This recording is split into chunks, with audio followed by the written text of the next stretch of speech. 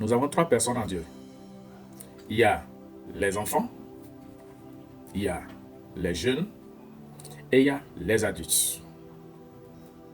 Les adultes sont appelés les hommes. Dans la Bible, vous allez voir, on appelle hommes. Prenons le premier cas, le cas d'un enfant. Regardez la vie d'un enfant. L'évolution de l'homme sur la terre. Il quitte bébé, il est enfant, arrivé à un enfant, il va devenir jeune, arrivé à la jeunesse, il va devenir adulte. Et toutes ces étapes, ce sont des niveaux de connaissance, de réalité qu'on a. Un enfant a sa réalité, sa manière de penser, sa manière de voir les choses. Un jeune aussi, il a sa réalité, sa manière de penser, sa manière de voir les choses. Et un adulte aussi a sa manière de voir les choses, la manière de penser. Lorsque nous prenons un enfant qui est à la première classe du primaire, au CP1, quand on lui a enseigné que 2 moins 1 égale à 1, ce n'est qu'une vérité absolue. Et lorsqu'on renverse et on dit 1 moins 2 égale à combien, il va dire c'est impossible. Oui, les enseignants savaient, ils l'ont enseigné comme ça. Parce qu'à son niveau, c'est ce qu'il doit comprendre. Et pour l'enfant, lui pense que c'est une vérité absolue et que 1 moins 2, c'est impossible et ça n'existe pas. Jusqu'au jour où il va arriver en classe supérieure et il va voir que c'est possible. Lorsque tu es à l'état d'enfant dans le monde, parce qu'on parle de Dieu, on veut parler de la vie active. Voilà comment tu réagis. Il y a des choses qu'on t'a enseignées quand tu as reçu Christ. On dit viens à Jésus et tu auras la vie éternelle. Ok? Sans qu'on ne te montre ta responsabilité, tes devoirs réels à faire. Tu te limites seulement aux 10 commandements, la piété, comme si c'était tout. Oui, c'est un niveau, il faut l'accepter. Quand on te dit autre chose, à part cela, tu ne vas pas accepter. Quand tu pêches, on te dit que tu as péché contre Dieu. Mais en réalité, quand quelqu'un pêche, il se détruit lui-même. Vous voyez ça? Donc là, on te fait comprendre que quoi? C'est Dieu, alors que c'est toi-même qui est le sujet. Le jour où on te dit c'est toi-même, tu vas dire, parce que ça demande une responsabilité, une prise de conscience et un devoir. Donc, vous allez voir ce niveau, c'est le niveau où beaucoup se retrouvent surtout en religion et ils sont à l'aise dedans. Dans la religion, tu vas voir, on prêche la piété. Oui, c'est bon, la piété. Mais quand on te fait comprendre qu'il y a beaucoup de choses qui te détruisent, mais si tu respectes les 10 commandements, tu ne peux pas croire. Voilà. Tu vas dire, ce n'est pas possible. Donc, c'est le niveau enfant, ça. Le niveau enfant toujours, vous allez voir que quoi? Ils sont résistants à autre chose. La limite est donnée, c'est fini. Ils ont peur de connaître certaines vérités, de savoir certaines choses. Ils ne veulent pas écouter, ils ne veulent pas entendre. Tout ce qui est contraire à ce qu'eux ils croient, ils rejettent rapidement et ils n'aiment pas écouter. Oui, voilà, ils fuient la connaissance pour grandir. Donc ça, c'est le niveau des enfants. Eux, ils ne veulent pas discuter, ils ne veulent pas rentrer dedans. Prenons le cas du jeune.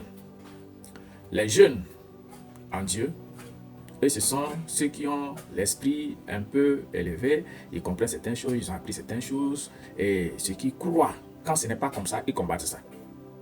Quand ils croient quelque chose, ils pensent que la vérité n'est limitée à ça. Et ce sont ces jeunes-là que vous allez voir, qui souvent, ils parlent, il est écrit. C'est écrit où? Il est écrit. Et souvent, vous allez les voir dans les discussions religieuses, en train de se combattre, de discuter, de tirailler les Écritures, alors que la réalité dépasse le livre. C'est une vie qu'il faut mener. Mais ils ne vont pas comprendre, ils vont te dire, c'est écrit où? Il est écrit où? Il est écrit où? C'est écrit où? Voilà. Et ce qui est écrit, même eux-mêmes n'ont pas encore compris, mais ils seront là en train de tirailler. Et c'est le cas des jeunes. Eux aussi, ils ont leur vie. Et ils critiquent beaucoup. Quand il y a quelque chose, ils critiquent, ils n'essaient de pas, ils disent que ce n'est pas ça, non, c'est ça. Donc, ce que lui aussi, s'il est resté à la condition d'enfant et devenu jeune, il va beaucoup critiquer. Il ne va rien croire de la spiritualité. Quand il a pris certaines connaissances aussi, tu vas voir, il va beaucoup critiquer combattre même la religion, combattre même Dieu, combattre les Écritures même, ou bien il est dans les Écritures, mais il n'a pas pu évoluer. Tu vas voir qu'il y a des vérités spirituelles, des vérités de la vie qu'il ne peut pas comprendre. Et si tu veux qu'il comprenne, vous allez tirailler, vous n'allez jamais vous comprendre.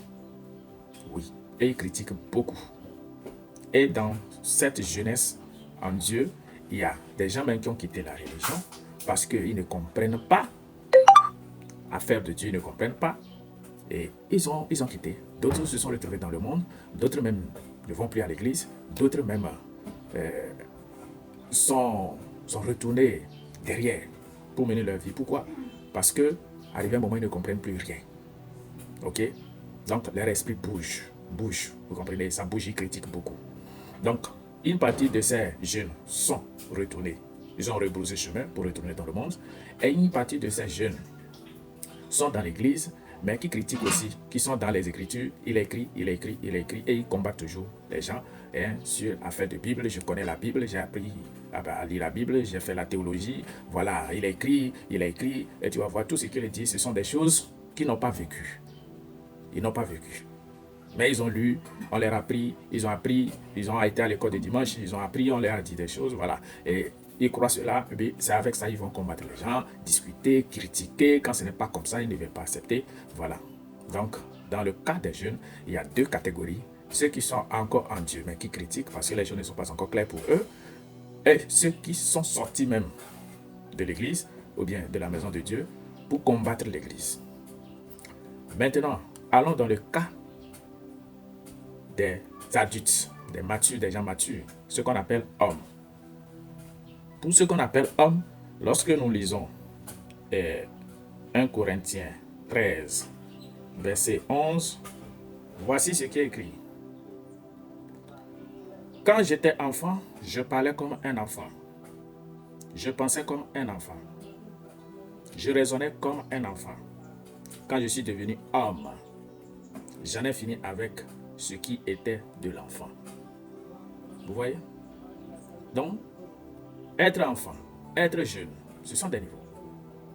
D'autres, dans cette jeunesse, Dieu les a supplis, sont revenus encore à Dieu. Mais d'autres sont perdus comme ça. Maintenant, être homme, c'est maintenant marcher sur la voie du Christ. Car Jésus dit, je suis le chemin, la vérité et la vie. Ce chemin, c'est une vie. Ce que Jésus a enseigné, ce ne serait plus quelque chose que tu vas enseigner, mais c'est quelque chose que tu vas vivre. Tu deviens spirituel. Tu comprends les choses de la vie. Tu comprends que le monde est spirituel. Et tu sais, tu comprends vite les mystères, les choses cachées. C'est ça, être homme. Et là, pour arriver là-bas, il te faut quoi? L'humilité. L'humilité pour apprendre. Sinon, tu ne peux pas. Le Jourdain, la paix du cœur.